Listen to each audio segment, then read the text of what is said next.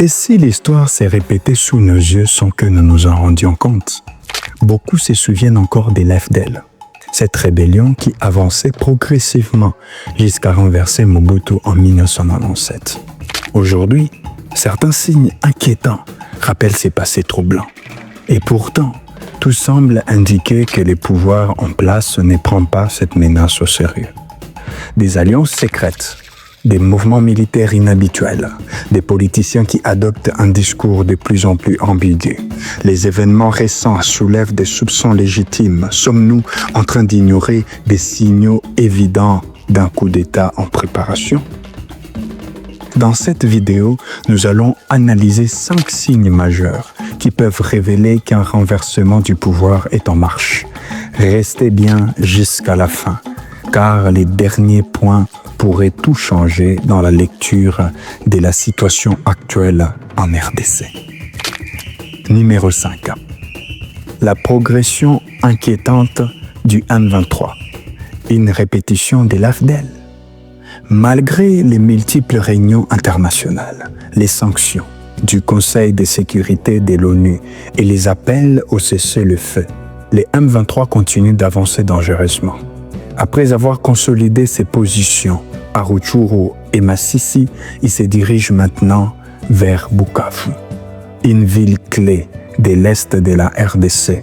Leur objectif ne semble pas s'arrêter là. Si l'on compare cette situation avec celle de l'Alliance des forces démocratiques pour la libération du Congo, AFDEL, en 1996 et 1997, les similitudes sont troublantes.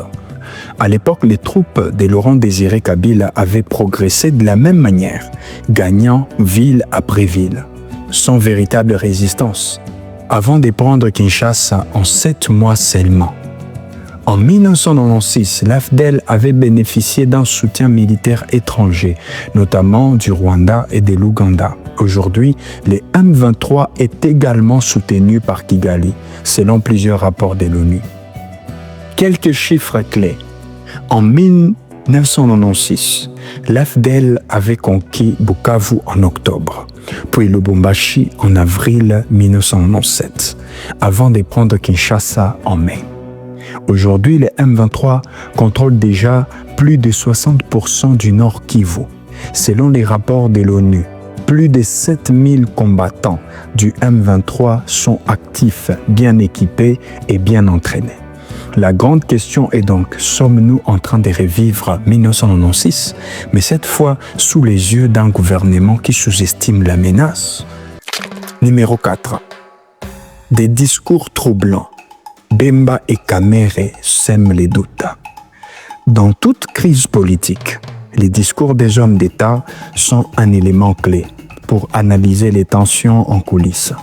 Ces dernières semaines, Jean-Pierre Bemba et Vital Kamerhe ont adopté des postures pour les moins ambiguës. D'un côté, Jean-Pierre Bemba semble multiplier des déclarations qui semblent de plus en plus aller vers de la propagande qu'à une vraie stratégie militaire. Alors que sur les terrains, les forces congolaises se replient face à l'avancée du M23. Beaucoup se demandent s'ils ne cherchent pas à contrôler les narratifs plutôt qu'à réellement affronter la situation. De l'autre côté, Vital Kamerhe semble s'éloigner progressivement de Félix Tshisekedi.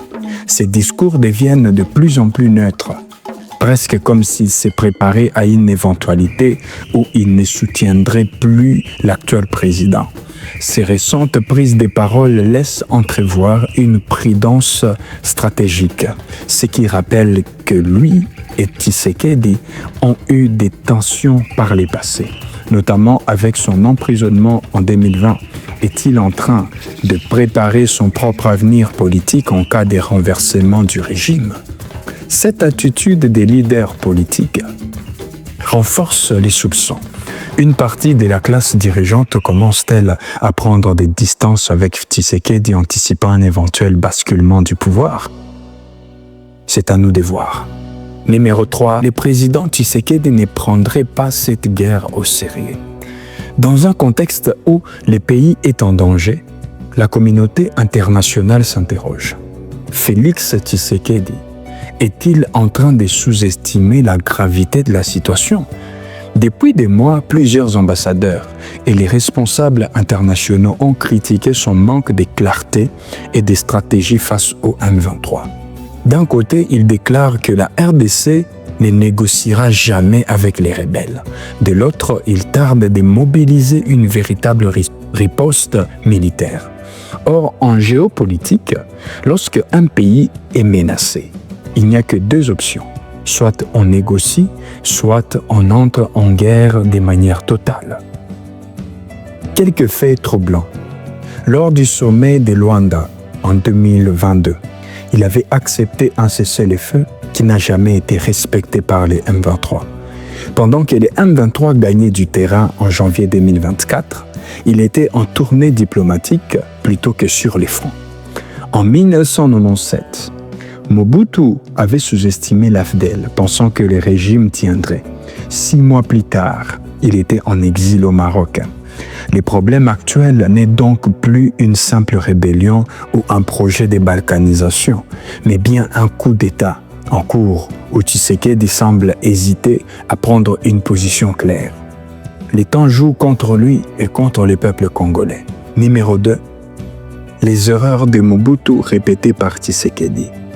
L'histoire est un excellent professeur, mais malheureusement, certains dirigeants ne semblent pas apprendre de ces leçons.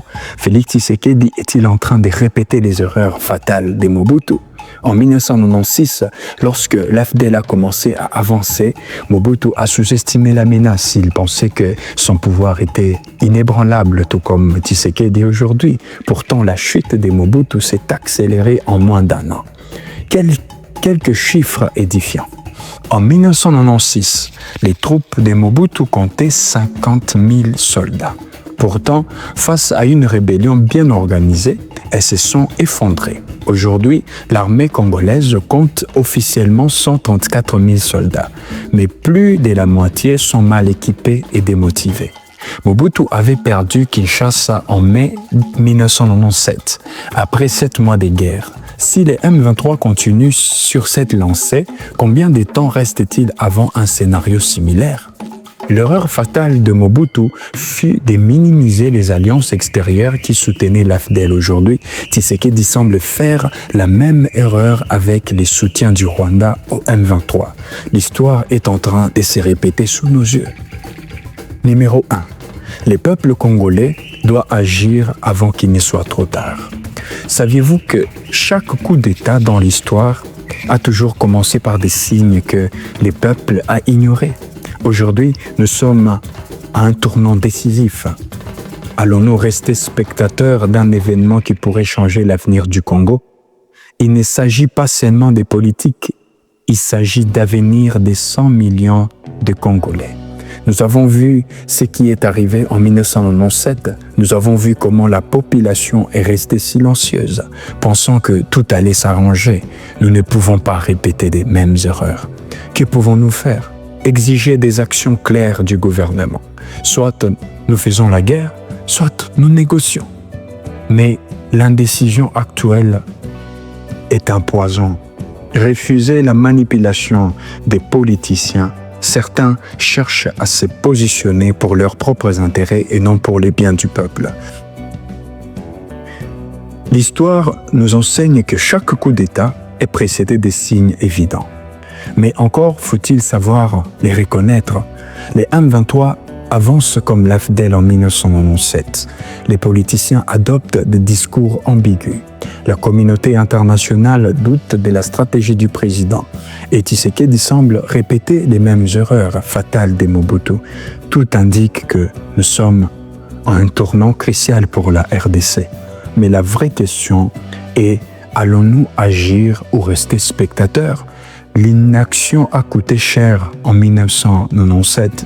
Cette fois, nous avons encore une chance d'éviter les pires. Le peuple congolais doit exiger des décisions claires, refuser la manipulation et rester unis. La survie de notre nation en dépend. Partagez cette vidéo, faites entendre votre voix et surtout, restons vigilants. L'avenir du Congo se joue maintenant.